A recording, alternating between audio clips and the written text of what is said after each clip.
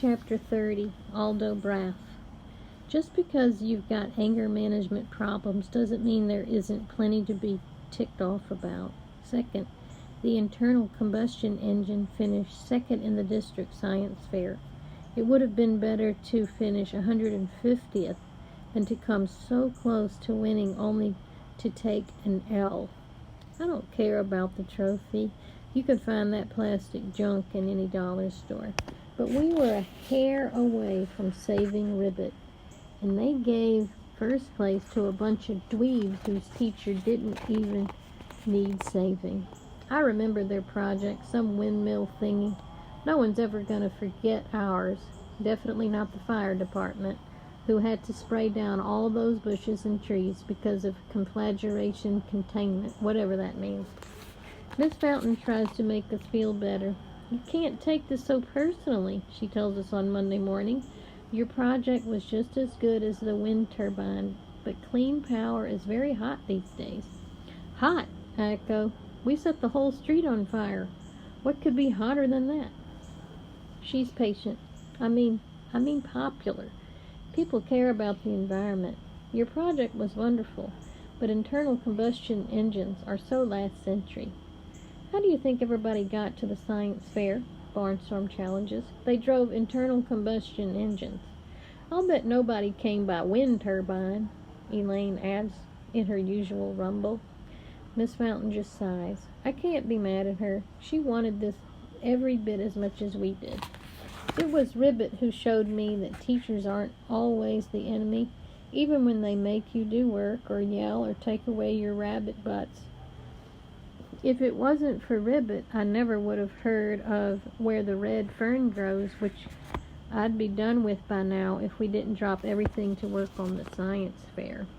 I can barely picture my life before I knew about Billy, old Dan, and little Ann, who feel like real people to me, except old Dan and little Ann, who are dogs.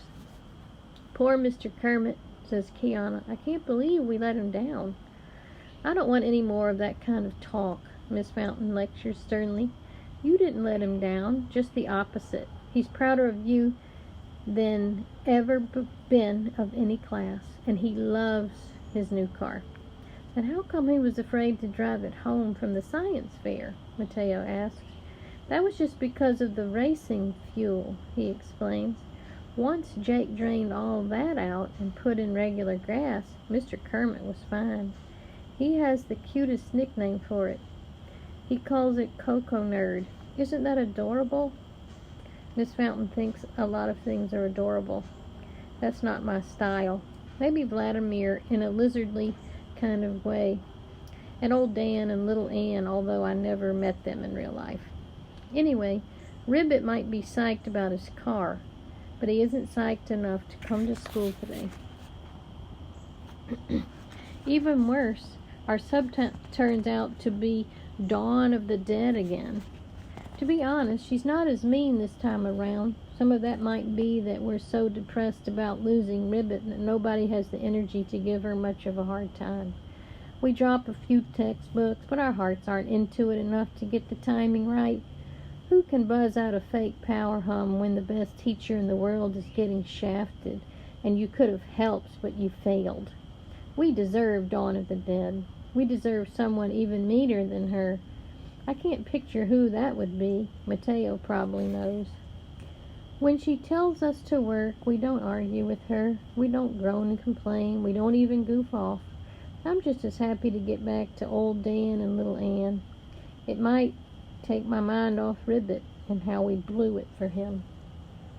Dawn watches us a few minutes, then sighs and says, All right, let's hear it. We stare at her blankly. Come on, she persists. Something's eating you, all of you. Tell me what it is. It's like a dam breaks and we all start jabbering at the same time. Our teacher's getting fired for no reason. It's not fair. That jerk Thaddeus hates Mr. Kermit. He's worse than the Dementors. I should have run him over when I had the chance. It goes on and on.